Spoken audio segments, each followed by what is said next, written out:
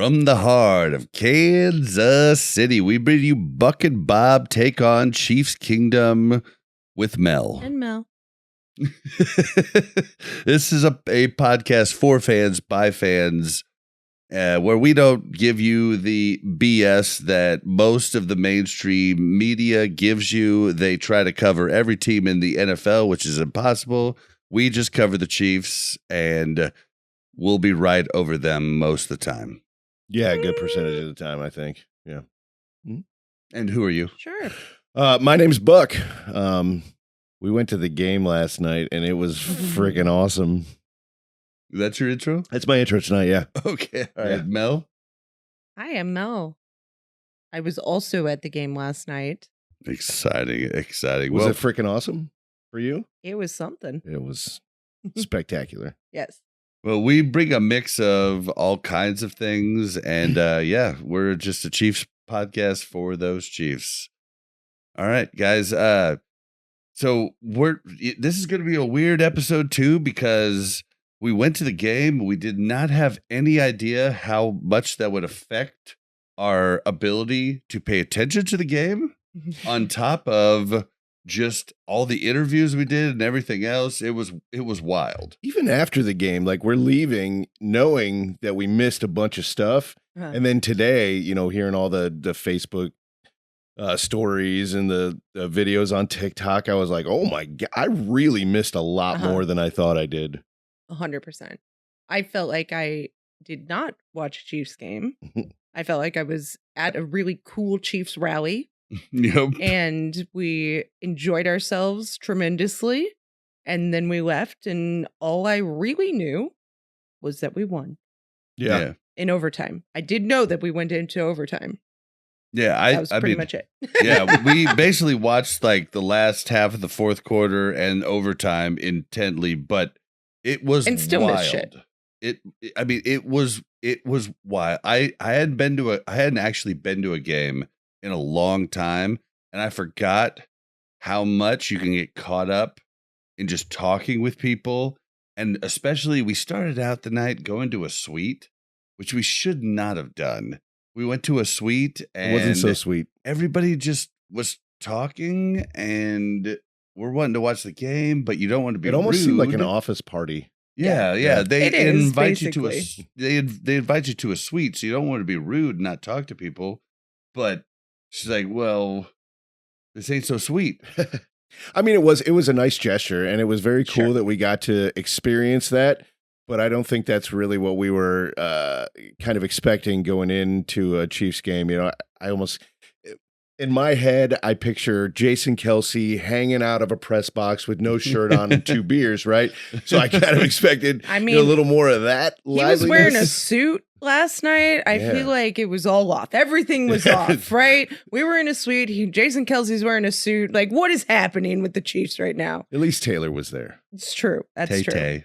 But no, I mean, I feel like the suite was nice. I think we spent too much time there. I feel like we should have gone to our seats more. But at the same time, we went to our seats and then talked to the people in front of us the majority of the time. Yeah, we did. So, well, you guys did. I was pretty much intent on the game at that point. Yeah, I didn't really talk to the guys in front like you guys did. Well, but they seemed like very nice people. He was interesting. I mean, his cousin was playing in the game. His cousin was on the Bucks. Played for the Bucks, and he was in most of the plays. Yeah.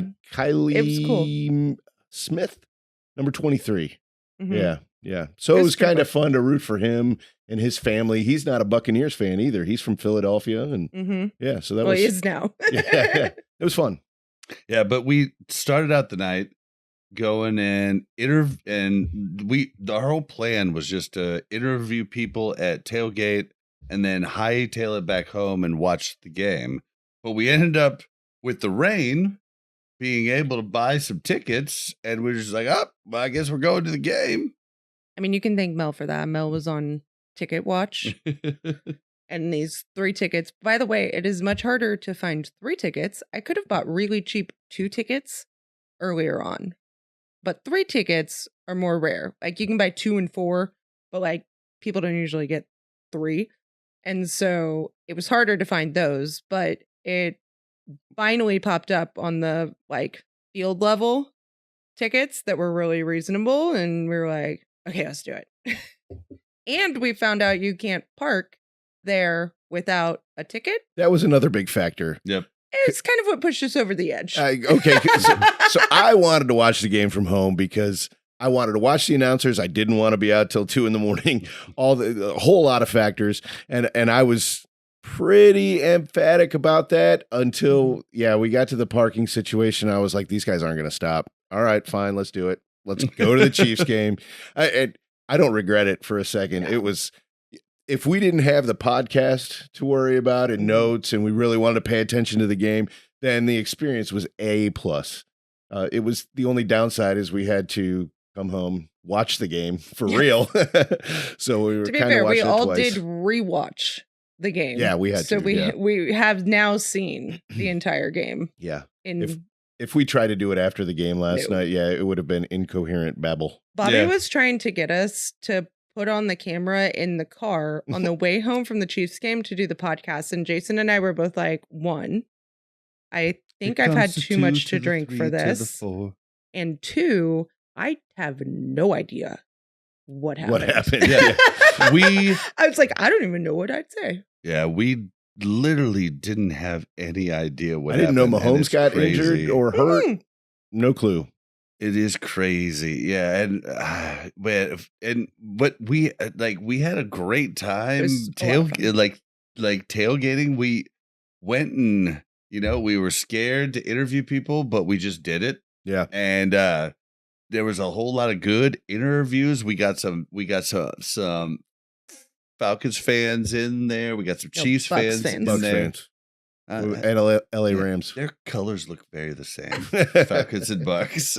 I'm going to be honest. Like Bobby said earlier, he's a big fan of the Chiefs, and that's all we cover here. So exactly. I mean, that's the truth. He did not claim to know anything about the Falcons. You watch Troy Aikman and Joe Buck's coverage of the game, and the amount of wrong shit that they said. You're just like, okay, yeah. You don't know. Everything. There's nobody that knows everything about all the different teams, and everybody gets it wrong. I mean, there were so many people when DeAndre Hopkins got brought to the team that said he's gonna pull he's gonna pull the roof off the top and gonna be the deep threat. It's like, bro, have you not been watching his career? Yeah, he's never been that guy. Yeah, and I mean, I'll be honest, I wasn't watching his career the entire time. I definitely saw games where he was a absolute boss, but I didn't know exactly what type of receiver he was until we were looking for possible trade options. And that's when I found out. Same with Cooper Kupp. I didn't realize the actual player Cooper Kupp was until the Chiefs had an opportunity to trade for him. And I mean, that's just the way it actually is. So if you watch all these different broadcasts that cover everybody, I think you're doing yourself short. Unless you're watching Nick Wright, because he's always right. Right. That guy. I love listening to his takes. Nick Wright. And he's got so much data to back up everything he talks about. And nobody can, you can't argue with him. He's not giving opinions. Well, he's giving opinions, but he's throwing out facts. Listen, and stats though, the whole time. I work with numbers. I know that there are a lot of ways you can make numbers. You can present numbers the way you want them to be heard, right? What the best part about Nick Wright is Nick Wright comes out agreeing with the opposition, and he sets it up and he builds it up, and he goes, and that's because this, and this, and he totally flips the script, and that's what makes Nick Wright amazing. And gosh, if I could ever be as good as him. I listened to the when he was a local radio show host here. I would only listen to that station when he was on because I always prefer the other station. And I was sad when he went, but man, he's living up to it, and I think he's doing a great job. Absolutely. He doesn't apologize about being a homer. And he shouldn't. He shouldn't. I love it. No, but I will say, you said something about, numbers, you can maneuver the numbers, right? I would say that Nick Wright's answer to that would be 3 Super Bowls in the last, 5 years, 6 years? 5. 5 years. That's the only 6 number years of the AFC Championship. That's the only number that matters, and we are dominating in that statistic. Fair.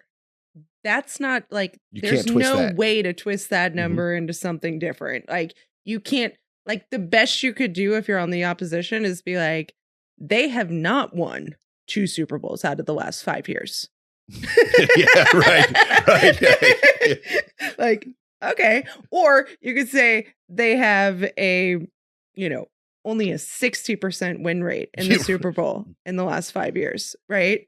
Like, yeah, I'm just saying, like, I know it's hard to not have positive things to say about the Chiefs and positive numbers to say about the Chiefs, but push comes to shove. I mean, they get the job done.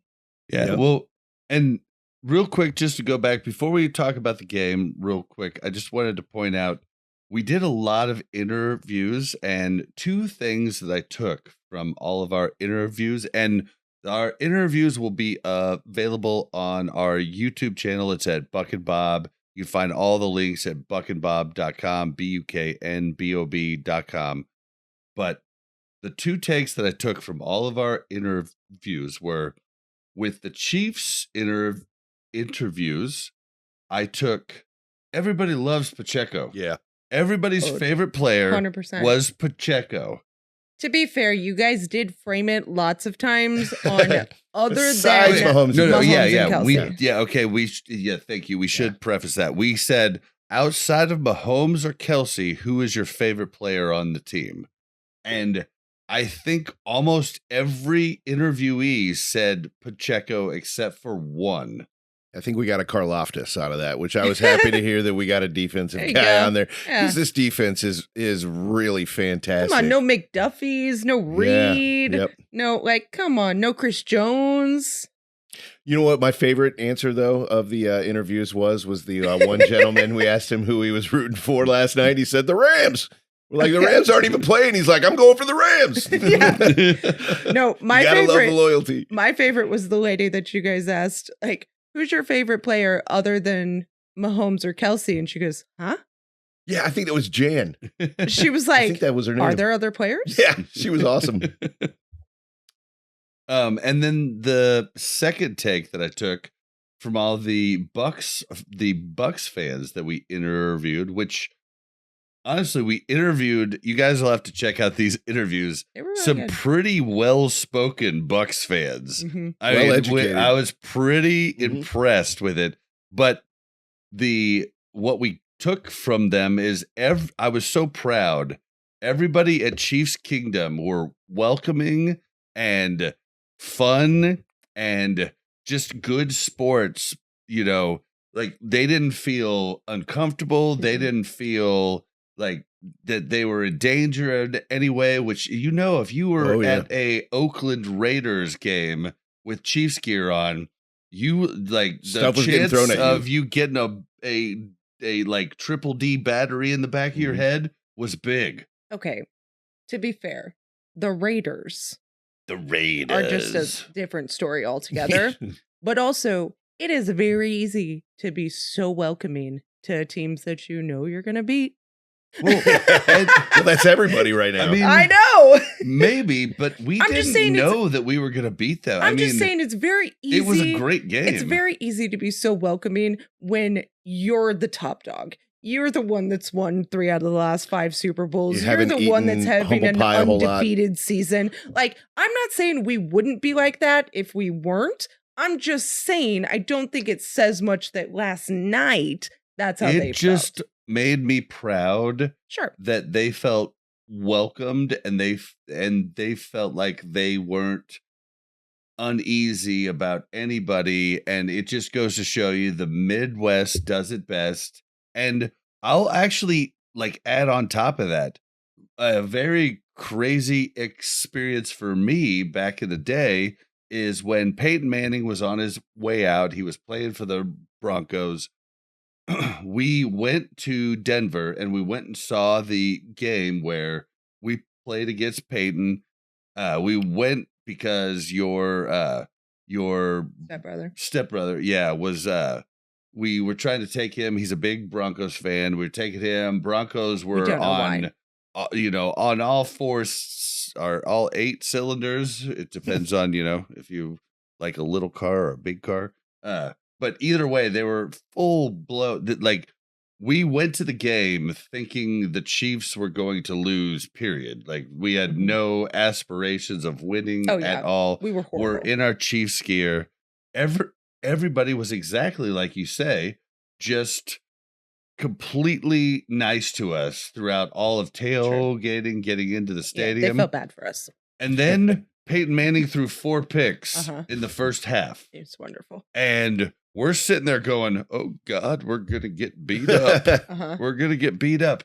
But after the game, everybody was still very kind. I have to give it to Broncos country. Like, everybody was still very kind. There was only one really drunk, skinny girl that was like, that's important. I can't believe the Chiefs are such a dumb team. Like, who would ever want to be in Kansas? And I just was like, well, actually, the Kansas City Chiefs are in Kansas City, Missouri. They're actually Missouri. Did you say that? Oh, yeah. Yeah. Of course. And she was like, shut up. You're such an idiot. You're in Kansas. I was like, let's move on, Bob. Let's move on. It was one of the funniest interactions I've ever had. But she was the only jerk. Talk about playing down to your opposition, Bob. Of there. Like, it just, like that? I'm just saying, guys, in every stadium, keep sportsmanship going and do not get aggressive with people when your team loses. It's not the fans' fault. I'm just saying, I was proud of Chiefs Kingdom. It made me proud that they felt so comfortable and just were having a good time. Okay, now I have to tell a story about a Raiders situation that I had. So I was on a plane. I was at a work conference, and it was over the weekend. I remember. And I was traveling back on a Sunday, so I wore my Chiefs gear, right? And this was before Mahomes. This was before we were like amazing, right? So I'm in like a Chiefs hat and like a Chiefs sweatshirt or something. Alex Smith era. Yeah. And I sit down on the plane, and I've got the window seat.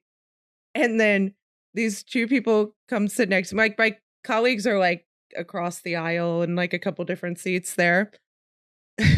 The 2 people come sit down next to me, and it's this couple in full Raiders gear. I was like, oh, this is going to be fun. And I was like, all right, it'll be fine. They're like so angry at me the entire time. And then I'm not kidding you. You know, when the plane stops to get off, everybody gets up and files out at their designated row, right? So we're in row like 12, I think. Maybe further back. I don't remember. But not the back, like somewhere in the middle. Everybody gets out and they just sit there. I'd have climbed over. And these were not small people. Okay. They're just sitting there. And I was like, the Raiders. I was like, what are we doing? And they were like, and they just looked at me. So petty. And I was like, so I'm sitting there in my seat and I'm like looking at my coworkers like, save me. And they're both like, have fun. And I'm like, and they sat there literally until almost all the people had gotten off. And I was like, I don't even know what's happening. I feel like I'm about to get like beat down. Like, I feel like they're like waiting for everybody to be out of the plane and like to murder me in here or something. I so wish, like, I remember the story and I so wish I was there, because I would have been like, get up now. Like, I mean, I would have been real adamant. I can't believe you just like let them pass. I would have just completely been like, get out of my way. I would have just stepped over them. I weigh my pros and cons here to those types of situations. And in that moment, I was not in a huge rush to get off the plane. When it started emptying out, I started contemplating different, like jumping over the front seat or something. Like, how would I get away if they tried to murder me? But, Well, and your colleagues were there too. So if you those fuckers booked it off the plane. They like waved at me on their way out, like laughing. They were halfway home by the time you came out of the gate. Yeah. See, I am the nicest guy on earth, but you mess with me and you're going to be in a world of hurt. Listen. I mean, that's just the way it goes. I've never felt the same way about the Raiders. Yeah, well, the Raiders are just a bad, like the Oakland Raiders were a bad fan base. I don't know. It's too It early seems to like say. they've lost their home team advantage. Yeah, well, it's too early to say if the Las Vegas Raiders are going to be any better, but the Oakland Raider fan base was probably the worst fan base in football, period. I mean, yeah, and it wasn't just our division opponents. they it were was just every disgusting team. people. Yeah, it was gross. Yep. But bad football fans. All right, so that was our we did a lot. How much we did a lot there talking about the game or about the pregame. Like, should we talk about the game? Because holy crap, we really, I mean, Hopkins came alive this game. Worthy continues to struggle. Karloftis is becoming, I'm going to name him the Olympian because he's from Greece. And, he's from Mount Olympus because that dude be a Greek god. seems to do everything. He gives pressure. He's great in run-D. Like, he's really turning out to be one of the best defensive ends in football. And it's cool. And I mean, I don't even know where to even start. I mean, Hopkins just can catch a ball in triple coverage right at the end zone. I mean, where do we even start? And it was a scramble, too. That was not the design play. You saw him kind of post up midfield there, maybe 10, 12 yards up, and then he booked it towards the end zone when he saw Patrick kind of scrambling around a little bit. Looks like we're taking a break. Yeah, it stopped recording. Seriously? But I don't know why it stopped recording. Yeah, why? Looks like the battery's Still at like 34%. Yeah, 30. Did the card run out of space, maybe? No.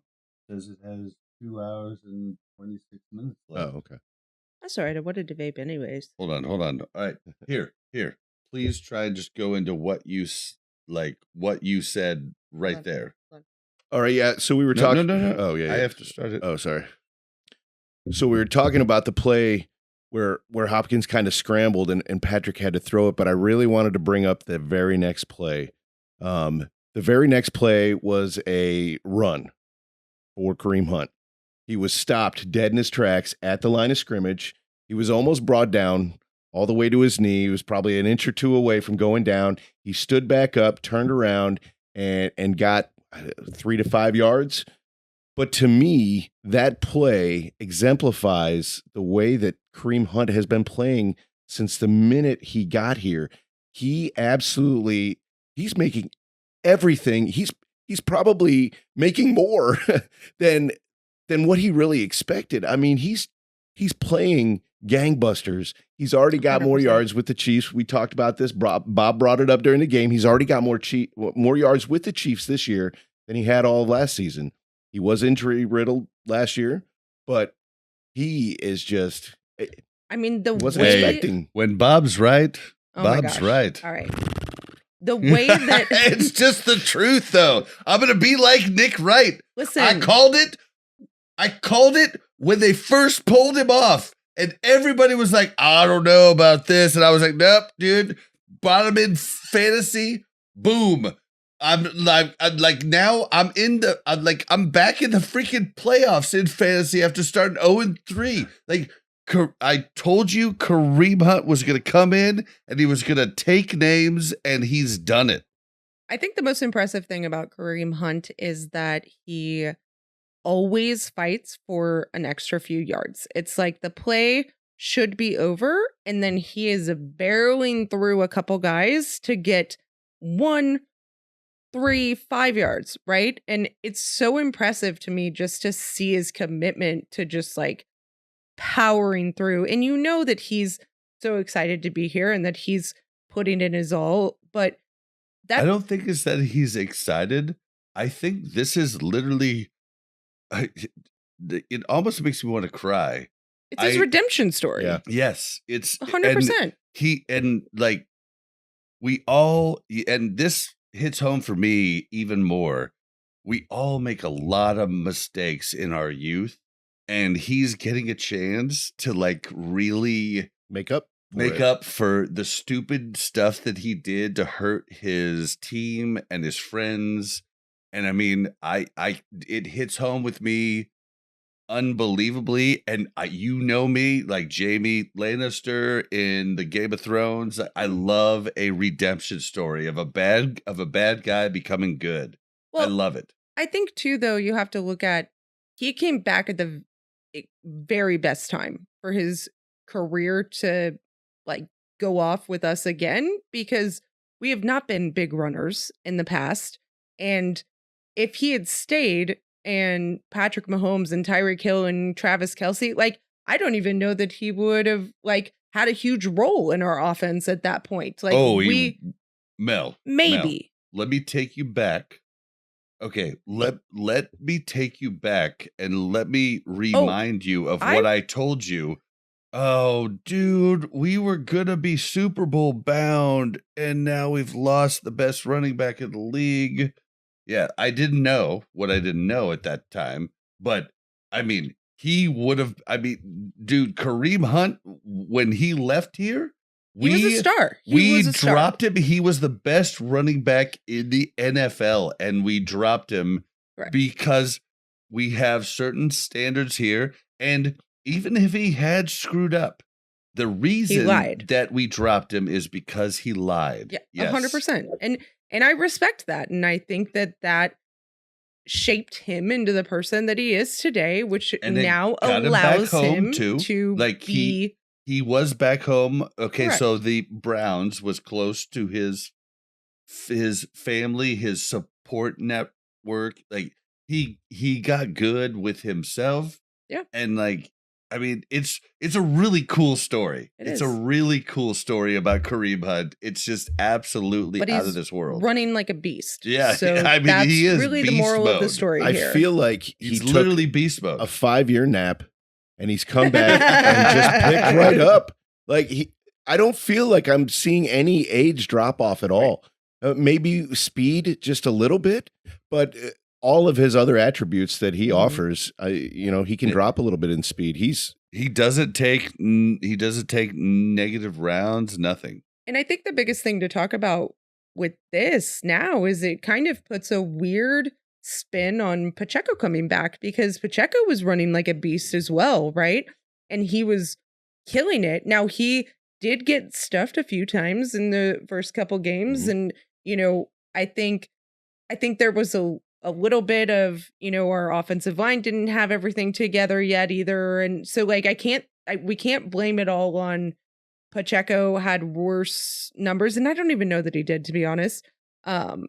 But it didn't seem like the run game was as good. He was running hard, but it wasn't producing as much. I think our team in general has come a long way since then. I think Pacheco's an amazing running back. I think the Pacheco and the Hunt style of running, though, could really benefit from not running 30 plus times a game. Like, I think they could play off of each other. I think they will feed off of the competition from each other. Like, Pacheco's never really had anybody to challenge him, right? I think Carson Steele was the closest thing he's had to challenge him, and Carson Steele fumbled the ball a couple times. Because it wasn't Edwards there. But this is why I should stop talking during the game, because you like to steal my talking points that I point out during the game, don't you? I mean, we talked about that, all three of us, when everybody was picking Pacheco. It was one of the interview questions on, do you want them to play together? Yeah, oh, okay. I mean, it's been something we've talked about. Oh, okay. You're not on every podcast. I guess that makes sense. But yeah, no, the real talk is, if Pacheco comes back, it would be absurd to just plug him in as the number one. The best you can do is 50-50, and I would argue that you want 60-40 Kareem Hunt. I don't know. I feel like you're recency bias right now, right? Okay. No, I've been a Kareem Hunt talker since he came back to the team. I've been extremely excited. I was bummed when he left the team. No, I am not a recency bias guy. It is recency bias Kareem on the Hunt on the is stats an amazing that Hunt is back. Yes, but so is Pacheco. Pacheco's good, but he's not a downhill running back. I know you two think he is, but he's not at all. I mean, what are you talking about? There's tons of NFL analysts that agree with me. He is not a downhill. You started the show talking about how the NFL analysts don't know what they're talking about. I know. I was like, all those analysts that you were like bullshitting earlier. Nick Wright agrees with me on this one. Oh my God. Bada bing, bada boom. I'd like to see the email that he wrote you that said, I agree with you, Bob. I just think that Pacheco is an amazing running back. I think that he got a chance with this team that I don't think he would have gotten with anybody else. And I think he rose to that occasion. I love his passion. I love the way he runs. And that's why the fans love him. Oh, I think he's a fantastic. Well, we know the fans love him. I think he's a fantastic running back. Like, that's not what I'm saying. I just don't think when he runs into a line, like, he drops. Moves it. No, he doesn't. He does not move the pile. His legs keep going. Oh, guys, that's why. I feel like we should take a break and pull up Pacheco. Please chime into the comment section and let Mel know how wrong she is. Call 816. Okay, he has a fourth of the broken tackles that Kareem Hunt has. Jeremy, what do you think? Even on the Browns. This year, though. Like, that is what I'm saying. saying, even on the Browns, he has a fourth. I am talking about Pacheco this year. Yes, I think Pacheco struggled early on this year, but I also think our entire offense struggled. And so if all we could do was run, because every time we passed the ball, it freaking went to the other team or it went on the ground. Okay, so all we could do was run the ball. So he got stuffed a lot. And when there's 5 people tackling you, yes, you were going to get shit. And I'm sorry, but I think our offensive line has gotten it together quite a bit more. There are holes for Hunt right now that there were not for Pacheco. And that's not true. There are holes. People are coming at Hunt from an angle that they were not coming at Pacheco. They were literally like all right in Pacheco's face as soon as he got the ball. Now, Hunt, yes, has made some amazing plays because the line is making They're not coming in through the holes. They're making a hole for this, and then it's kind of like closing up, but they're like coming from the side, and then one's coming from this way. Like, it's the same offensive line that correct, with but Pacheco. It was the first 3 or 4 games, and they've gotten so much better throughout the season. Yeah, that could be a good point. But all I'm saying is that I think you're wrong. I'm not talking about Pacheco breaking a ton of tackles this season. I'm talking about last season, and so I would not be surprised if you told me that this season Pacheco did not run through a ton of guys. Yes, but our offense in general run through a ton of guys. You can look at. I disagree. It's not a disagree. You can look at the stats, the broken tackles. He's not a break tackle guy. Okay, sure. You do you. It's the truth though. He's not a break tackle guy. Guys, let us know in the comments though. But 816-866-1066. Let us know what you think. Yeah, we would lose. Jeremy, I can't wait to hear your take on this, buddy. But he's been one of our voicemail callers. But yes, no, I absolutely love Pacheco, but I'm going to be honest. Kareem Hunt is just a better back, and Pacheco coming back and learning under Kareem Hunt could be huge for his career as well as Carson Steele's. I mean, Kareem Hunt was like a generational back. I mean, when we first got him as a rookie, that dude was breaking off 40-yard runs, 30-yard runs constantly. I mean, now he's older, he can't do that, but his vision and his just way to slide around defenders is absolutely uncanny, and you cannot deny that he just always runs forward. He's probably one of the least tackle for a loss backs in the NFL, and right now it's hard to run in the NFL, and like big runs are pretty rare. I mean, back in the 90s and 2000s when we were watching, I mean, Jamal Charles. It wasn't even, it was before Jamal Charles even. Like in that era, it wasn't rare to see a 60-yard run by a running back. But now everybody plays two high safeties, and that, you talk about how that makes it hard for QBs, but it also makes it extremely hard for running backs to have those really long runs. And so it's just the game's changed, and you don't see huge chunks by running backs often when you used to. Yeah, I mean, Hunt's longest run has been 15 yards. 16 yards.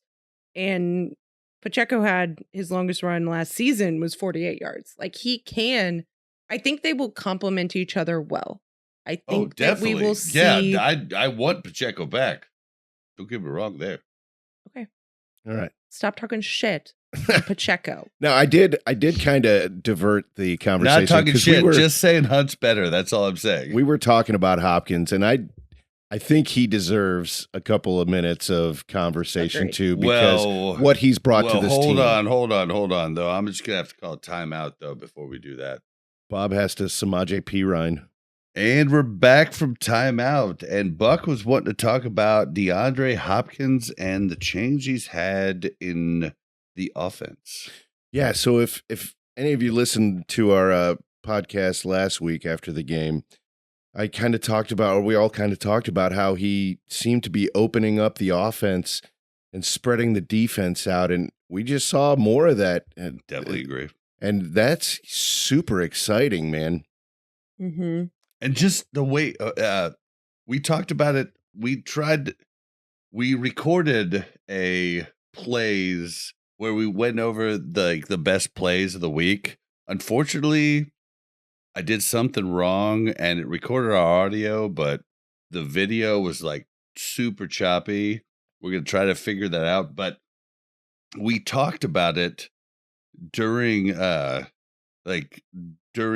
where Hopkins can just basically if he's one-on-one, you throw it to him and he's going to catch it. So you have to put 2 on him. And then we saw tonight, he got a catch with 3 on him. I mean, in the red zone. I mean, it's nuts. So yeah, I don't even know how to, I'm glad we talked about it, because we talked about Mahomes has never had this type of wide receiver, a possession wide receiver. And you see it when he goes up for catches. He jumps up, he does the Jordan legs, both to the side, and then he just he catches the ball and pops his feet down. I mean, it's Hall of Fame. It was crazy watching him catch it in the end zone, like towards the back of the end zone, and literally like his feet are like way out here, and then as soon as he catches it, they're like boom, right on the ground. Yep, stamps the ground. Yeah, and it's just, I mean, it's amazing. I think I listened to Aaron Rodgers kind of break down some of Hopkins' stuff, and say what you will about Aaron Rodgers, but you watched that on the Pat McAfee show? Yeah, where Aaron definitely, I felt Aaron definitely wanting to say he's the GOAT and have to constantly answer McAfee's questions about Mahomes and this and that. Well, no, but I think what was interesting to me, I guess my takeaway from that conversation was more just on like his not interpretation, but his take on how receivers and quarterbacks communicate, which I think is really interesting. It's not something that I typically understand, I guess, like route running and how the quarterback knows where the where the receiver is going to Especially be. Especially when there's an option. Right. Yeah. And it's kind of like with Kelsey. Like, how does Mahomes know that Kelsey's going to be there? Like, is it just because they played so much and like if X, Y, and Z happens on the defense, they know to throw over here? Because it's not like Mahomes can see them in an open spot and throw it exactly there. Like, they have to know if they're going to go right, left, back, forward. And so it was just interesting to hear Rodgers' take on saying, it's a lot about the body language and how you communicate to your quarterback. Like, if I'm, standing this way, or if I make this cut, this is where I'm going to go, and all of that stuff. And that was interesting to hear. But he was saying how, like, impressed he is with Hopkins and his ability to kind of communicate that very effectively, even from the beginning, right? That's, I think, why him and Mahomes have had much more success early on, and it's only going to get better. Now, we did see plays where there was a miscommunication, like Mahomes thought he could throw it earlier, and Hopkins was a little behind and was like, oh no, I thought I was cutting and whatever. But that's only going to get better, and that's so exciting. But Mahomes knows when he throws it to him and they're on the same page, he's going to catch it. Interesting you say that about that interview, because what I took from that interview was basically maybe I'm off, but Aaron Rodgers was kind of like trying to negate Mahomes' greatness. Yeah, and he was well, Hopkins, if I had Hopkins, I'd know that in a second. He was like, I knew in a second with his body language. And it was cool, the body language talk, but Mahomes has never really had that body language thing from anybody but Kelsey, and Kelsey's slow. He's not a wide receiver. I think he had it with Tyreek. Mm-hmm. I think maybe a little bit, but most of Tyreek's stuff was Tyreek beating the defender and gone. Tyreek definitely kept the play going for him and definitely had plays where he got that. But I don't know.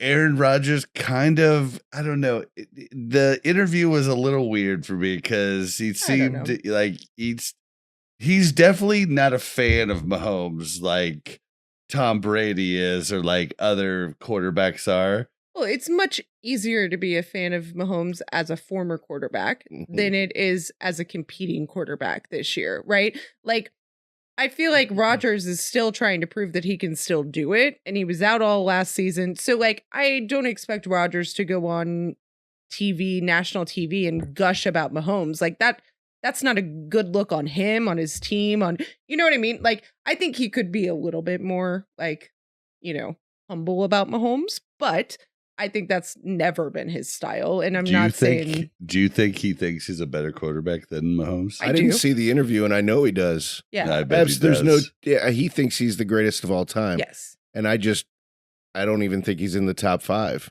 of all time. Yeah, greatest quarterbacks of all time. Yeah, I agree. Put him in the top 10. Maybe in the top 10. I'll put him in the top 10. He's got a Super Bowl, but it's got to be rough for somebody like that. I mean, it's got to be rough for all of them. I mean, honestly, we talk about like Josh, freaking, dude, all like. What are you thinking of, Josh Allen? Yeah, Josh Allen. Okay. I'm trying to get all the names in my head. Okay. Josh Allen.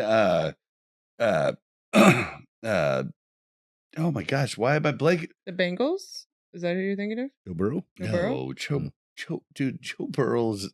Well, we don't know the point you're trying to make either. So yeah. Josh Allen. Okay, would you say Josh Allen is a better quarterback than Joe Burrow? Yes. How many times? I don't think it's like that big of a gap. Oh, I think it's like a ginormous gap. Well, they're they're two completely different playing styles too, though. Types of quarterbers. Yeah. I'm just saying Joe. Like but Lamar Joe Jackson. Burrow. I mean, Joe Burrow doesn't have the numbers. Well, Allen has. And he's been injury prone. He's been hurt. I mean, you have to factor injury prone in. You can't just say like, oh, this guy's great when he plays, although he's only played half of his career. Yeah. Joe Burrow was hurt his entire rookie career. I mean, like his entire rookie season, he was hurt after like what, game last 1 year or game 2? He was hurt last year too. He only played 10 games he was last hurt year. last year. I'm talking about like his rookie career, like 6, like years ago. We're not talking about a game either. It's multiple games. Josh Allen is a beast. Lamar Jackson. Yes, thank you. Jackson is a beast. like these are beast quarterbacks. So who's better between Allen and Jackson then? Oh, Josh Allen, definitely. Really? Oh God, yeah. I don't think so. I think Oh Lamar's. God, yeah. Oh God, yeah. Yeah, Josh Allen can do the runs that Lamar Jackson can do, No. but he can throw it better. I disagree. He might be able to throw it better. Yes, but I think Dude, he can. Josh Allen's like a fucking running back. he's a truck. He's a truck. That's not what He's Lamar not Jackson is. evasive. Like Yeah, Lamar yeah. Jackson is evasive. we're talking about the difference of Pacheco and Hunt. Nope. No. But No. yes, but You can't say they're the same. You can't. That Josh Allen is Yeah. a better runner than like, Lamar Jackson. Absolutely No, not. but There's- what That's I like am saying Michael saying Vick Mahomes is might a better be runner than better Josh than Lamar Allen Jackson. is Hunt, and No. Lamar Jackson's Pacheco. Can we leave that one alone? Yeah. I It's- feel like Lamar Jackson can do both. Lamar Jackson can truck through, but he's very evasive as well. I think Lamar Jackson has grown a lot in his ability to throw the ball and make better decision-making. decisions. But I feel like, I don't know. I think Lamar Jackson is a hair above Josh Allen. I mean, that's such a tough one because they are It is. so different. But I mean, if you're telling me I got to take Josh Allen over Lamar Jackson, cool. If you're telling me Yeah. I got to take Lamar over Josh, cool. I I'm wouldn't good take with either of they're them both- over Mahomes. exactly. They're both elite quarterbacks. But yeah, I wouldn't take anybody over Mahomes. If Not Mahomes Tom wasn't Brady. in the league, there would be a big controversy on the best quarterback right Mhm. now. Yeah. Correct? Oh yeah, that'd be a huge, Right. huge and that controversy. sucks for the other quarterbacks.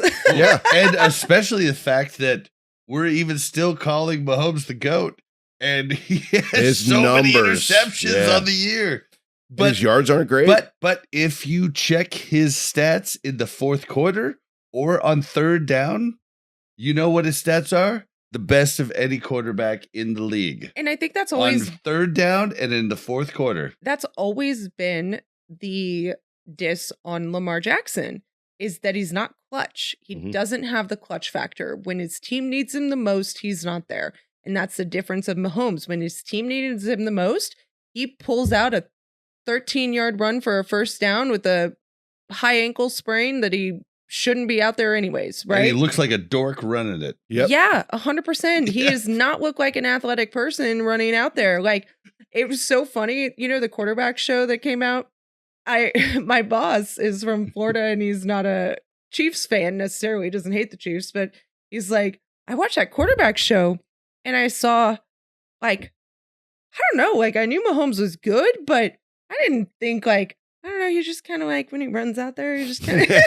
Dude, he does run I know. awkward. He runs awkward. like- It's when he funny. runs out of the field, he's almost not even running. It's just like a run-looking walk. It's like Like a... there's always a foot still on the ground. It's He kind just of wants like a it to waddle. look like It's he's- like a little waddle, kind of. I don't know. Like, But you know you're in trouble when he starts doing this with his Yeah. fingers. Dude, it's so good though. I remember after what was the game where he just trucked? He got the it was last week. the Oh TV yeah, run. yeah. Yeah. And he just trucked Just, like, the right into him. safety, and it's just like I remember Nick Wright putting he does his banners and he put the banners down, and he was like, "Look at so and so the safety that he trucked. He's got like abs on top of abs on top of abs. And he's got these huge pecs, these huge arms." And he shows Mahomes. He's known for being a physical player. He shows Mahomes with his shirt Dad off, bod. And and his dad bod. he's barely got pecs, and he's got no like abs, and he's just got these like smaller arms compared to him, and he's like, dad bod wins against the bod. My favorite He's like was dad strength. He had his daughters, and now he has the dad strength. It's a real thing. my favorite was the interview we did with Tom Brady where they were talking about. He was like, they make fun of the dad bod, but like the dad bod protects me when I get tackled. It's like I got a extra little padding. cushion here. I mean, I just love That's how he also a plays real into thing. it. I'll let you know. Yeah, dad strength. Last time is a you got real tackled, thing. was it in, Way before I looked like this. Hey, we're going to ask you guys in the comments, have you ever been able to overpower your dad? That's dad strength. I have never tried. No. Well, okay, you're a girl. Most girls don't wrestle with their dads. You just made that real weird. I'm just saying. You made it Okay. weird. I don't think so. But I think let's talk about Hopkins some more. Anything else we have to say about Hopkins? Dude, he changes the whole dynamic of the game. Kelsey, 14 receptions. What was last week? 10? Yeah. I mean, literally, he's making it so they have to put a gap in the field, and that was exactly imagine if Hopkins had come to us instead of going to the Titans. Imagine what Kelsey's stats would be today. Mm-hmm. For sure. And I think that was another thing I wanted to point out, was just how much like Kelsey is more open because of Hopkins there, because he's not opening the downfield, but he's taking the double team 100% of the time off of Kelsey, and then it's being put on him, and he's, now they're both able to beat their prospective, defenders. And I think that that's amazing, and I love that. I also think that Worthy, can we talk about Worthy a little bit? I was just going to ask you. We shouldn't spend too much time. Not Worthy right now. He's really struggling. I'm hoping Hopkins could help him. I mean, I think Buck said that he really needs to bulk up for. I think we're going to see a good 15, 20 pounds on him next season. Okay, so I don't even think it's about bulking up. His core strength. Well, I don't think that's the problem. I remember watching him in the first quarter. He had that end around that jet sweep. He, instead of turning on, he had a big field open on the right side. Instead of turning on the jets and running just a little bit out and around, he decided to try to make a football move on a guy that's twice his size. And I don't understand what his thought process is. You are the fastest person in the NFL. At risk too. And that's what I was going to say too. It put Mahomes at risk. And like, he has to know that. He has to know your quarterback's trying to take down this huge man for you, and you're not just going to sprint past him. Like, it doesn't matter if you got 3 more yards on that play and Mahomes gets hurt. And there's no way Mahomes doesn't go for that. Exactly. He needs to sprint past them. What I'm saying. Right. Okay, look. Babe, I was not saying he shouldn't have sprinted past them. Yeah, but so the biggest thing, like, Worthy needs to turn on the gas. He had a lot of room. He does not need to try to do a football move. He needs to use his speed to his advantage, and he's not doing it. And he struggled the entire game. I mean, he didn't get his feet down on multiple catches that could have been really good catches. Can we talk about that first one? You know what I'm talking about? The 32-yard. It looked like it was going to be a touchdown. Then it wasn't going to be a touchdown. He was going to be out in the one. Then we saw the replay, and his feet were out, right? Yeah, wear white shoes. Do you remember? Yes. Do you remember back at the Baltimore game? Lively would have won the game had he wore white shoes. And I think he was probably out enough, even if he was wearing white shoes. Yeah. My guess is we see Worthy wearing white shoes for the rest of the season. Well, he needs to just play to your strengths. Okay, so here's the thing. Worthy's a rookie, and he's getting, like, it's mixed messages, because initially we said you can't just rely on your speed, Worthy. You got to do some other stuff, right? And now he's doing other stuff, and he's like overcorrected, right? And I think he will get to that sweet spot where he does understand when he does other things and when he needs to utilize his speed. He's just not there yet, but he's showing growth. And I think that he had a bad game, and that's fine, because we've got Hopkins and Kelsey, and like, we'll be fine without that, but he does still need to open up the deep threat. And I think that we don't necessarily see the benefits that he's bringing all the time, but defenses are going to stop being so worried about the deep threat if he's never getting those catches. Yeah, I mean, you know what I he mean? was 2 for 0 on pass receiving catches tonight, He caught them both out of bounds. and Yes. he was 2 for -10 on end around attempts rushing. Right. And I do think he was trying to do too much. He was trying to not rely so much on his speed when his speed is really, especially in the end around. Like in the end around, it's all about your speed. Yep. Like there's no juking and jiving in an end around. Like you need to just outrun that person. And you need to realize that your quarterback is putting himself at risk and run by that person as fast as you can. And I think that he didn't do that. But I think we're seeing a little bit of growth. We are seeing a little bit of him trying to gain some of this extra knowledge that he didn't have before, because in college, I think he purely relied on his speed and he outran everybody. And I don't know this because I did not watch him in college. You are definitely, but I'm guessing correct. that was his MO. Yeah, you are definitely correct. Pretty high percentage guess there. Yeah, I mean, would it was an educated guess. I don't think.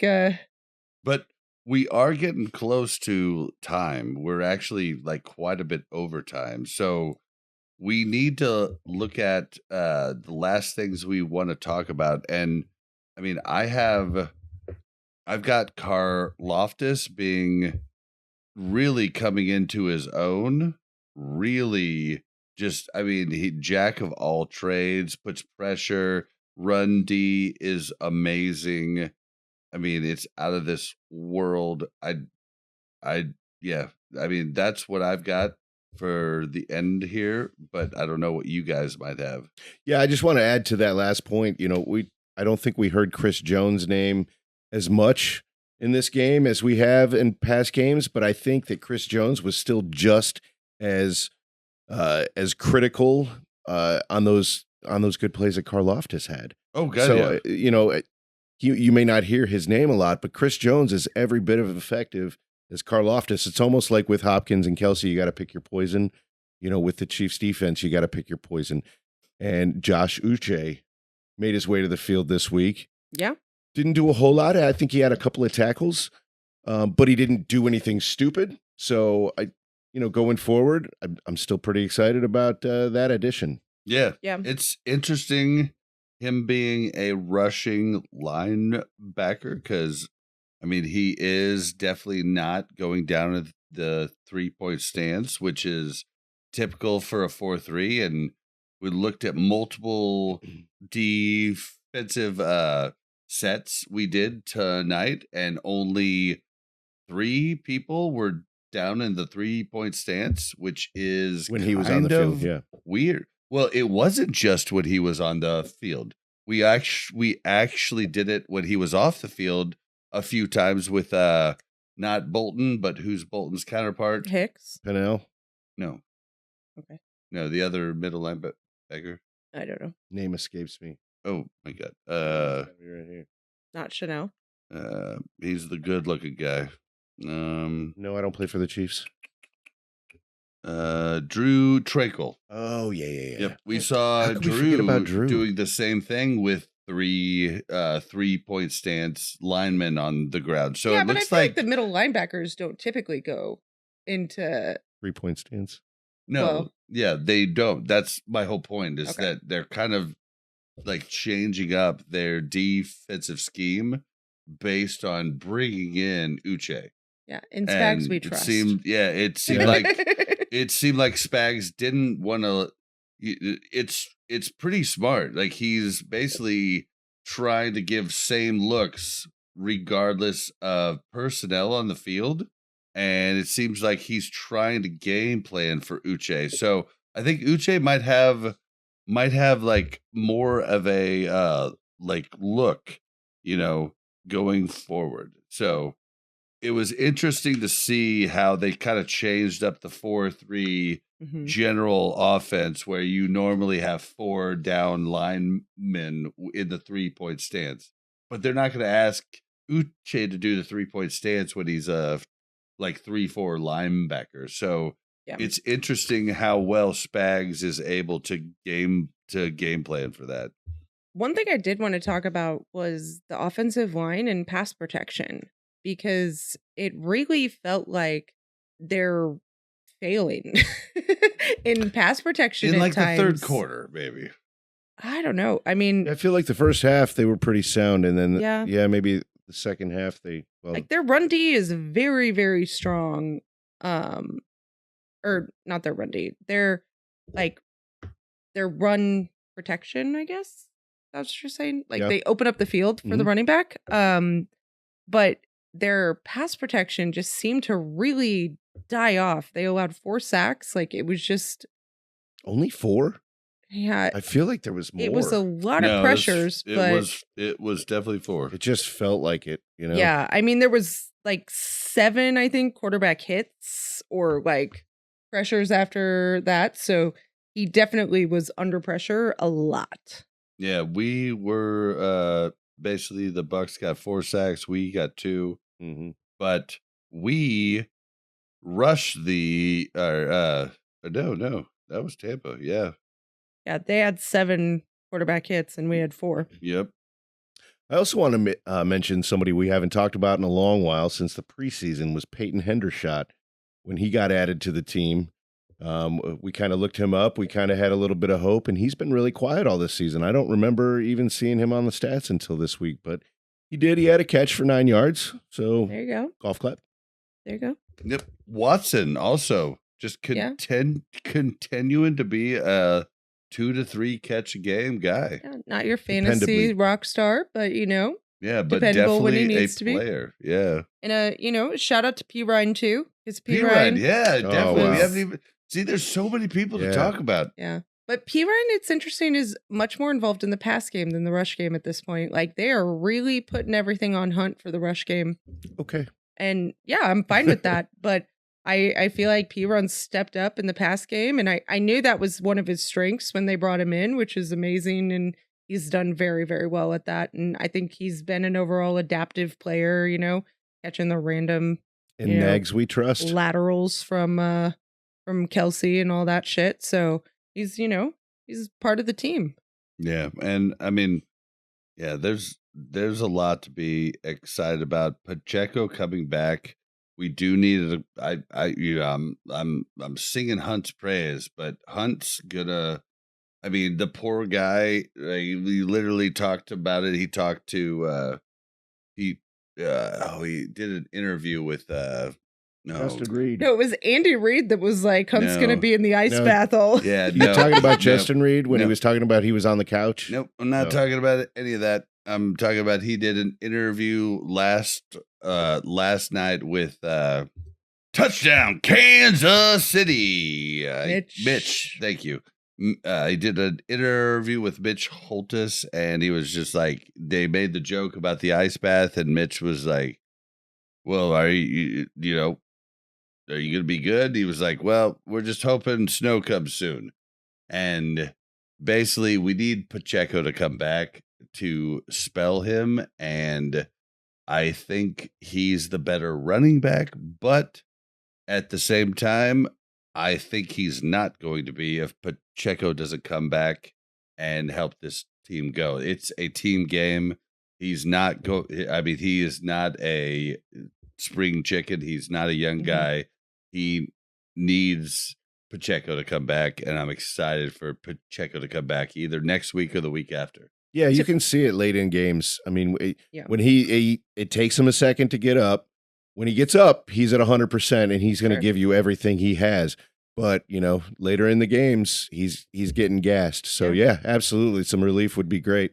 And One last- Pacheco's a great Yeah, for addition. Sure. Yeah, One last thing I think about that whole situation is that we haven't considered is how amazing is it going to be for Pacheco to learn from a running back like Hunt, because he's I never literally mentioned it at the start of this episode. Okay. I didn't hear that. But I feel like he's never had that person in the locker room to teach him and to push him and to we talked about with you pushing him. 100%. But I think that Thank you for okay. talking about my whole point. Sure. I love it. Alexa just. Oh, all right. All right. All right. Anything else? We haven't really talked. We went to the game and we did the pregame interviews, but we've kind of discussed it, and I think we're going to make it somewhat of a habit. So this Sunday, the game coming up, there's a very good potential that we will be back out there again. Oh, yeah. So yeah, if anybody's listening, and look for Buck and Bob. yeah, look for Buck and Bob, and hopefully Mel. Maybe Mel. It's going to be early. Yeah. All right, well, guys, we need your help. We're trying to grow. We're new. It's a big market to jump into. We need your help. We need your likes, subscribes. We need to hit that bell. Talk on to your friends. YouTube. We need you to leave comments. We need to tell, run it. Like, this is literally what you could do. Go into Walmart and just yell, buckandbob.com. And just spell it out for them, like, get thrown out. Like, that will help us. And, people might Google it. Yeah, that's the best way to help us is just, like, spread the Promoting word. people to get thrown out of Walmart. Yes. I mean, if they're willing to. Yes. If I'm not going to look a gift horse how in the mouth. diehard are you? Yeah. But yeah, just help us out like that. And then you could follow us everywhere. Go to buckandbob.com. That's BUKNBOB.com. And yeah, leave that's a voicemail, 866 or 816-866-1066. Yes, that is the Please voicemail. don't forget, call in. We'd love to hear from you. And Mel, where can we find you? Potentially on Sunday at the game. And that's probably about it. All right, Buck, where can we find you? I am on Facebook. We are on Facebook and Twitter, of course, at Bucktastic. It's BUK_TASTIK. What about you, Bob? And you can find me on X at Blazin_Bob. That's BLAZZIN_BOB. All right. Man, what a Monday night game. Unreal. Woo. Yeah, amazing. Hey, and I have like 800 pictures in my camera. Yeah, and shout out to Baker Mayfield. He played a great game too. Yeah. The Bucks team, the whole Bucks team. Yeah. They didn't back down. Aren't you guys supposed to do a player of the game? We do sometimes. Yeah, sometimes. I just didn't want to do it here because it's hard. What's your player of the game? Hopkins.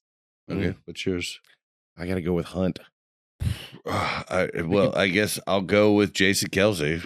He had 14 Jason receptions. Kelsey? He wasn't He even did playing. good from the sidelines. Yep. Jason's my player of the game. In his suit. Sorry, Travis. Goodbye. All right. Thanks for listening. Night.